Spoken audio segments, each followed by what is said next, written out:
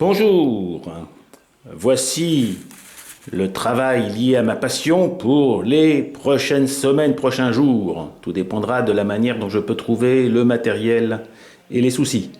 Souvenez-vous, en septembre dernier, je suis allé à Cabario, Atlantica Steam, et j'ai eu deux soucis. Mont-Saint-Julien, que vous connaissez par ailleurs, a vu sa chaudière fuir et par ailleurs, il s'est mis à couler gentiment, tout doucement. J'ai donc deux soucis à régler. Un, comprendre pourquoi le fond de la coque, qui est pourtant peint et en même temps rempli à l'époque de sueur, j'imagine, pourquoi ce revêtement serait poreux, auquel cas je souhaiterais le résiner. Je vais refaire, j'ai acheté de la résine époxy et malheureusement je n'ai pas encore de tissu de verre très léger pour calfeutrer tout ça. Donc il va falloir que je retrouve le moyen. Et pour vérifier que la fuite vient bien de la porosité de cette coque, je vais la mettre, si tout va bien, puisque le bateau mesure 1,35 m et je vous le rappelle, ma baignoire mesure 1,37 m, je devrais pouvoir normalement le mettre à l'eau et le lester pour vérifier d'où viennent les fuites d'eau.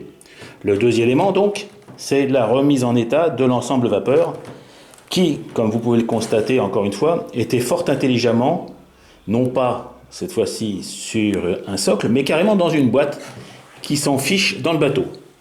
Je profite de ce démontage pour vous montrer cette superbe chaudière à dôme.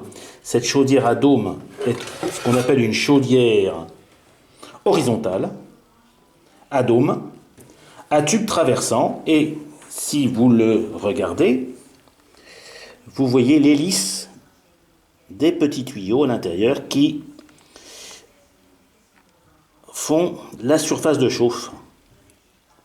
Ayant peu de place dans cette chaudière, donc cette chaudière fabriquée et réparée par mon ami JPB, je vais repositionner notamment ce très original brûleur vertical, fabriqué donc sur mesure pour ce bateau, afin construit à l'époque pour me faire gagner de la place.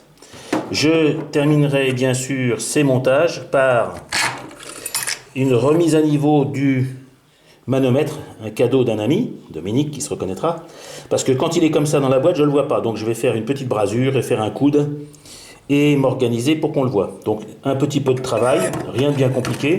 Il va falloir juste que je retrouve dans toutes ces boîtes et tous ces sachets les vis qui vont au bon endroit, parce que ça fait quand même quelques mois que je l'ai démonté. Du coup, ce que je croyais connaître par cœur va me redemander quelques minutes de réflexion.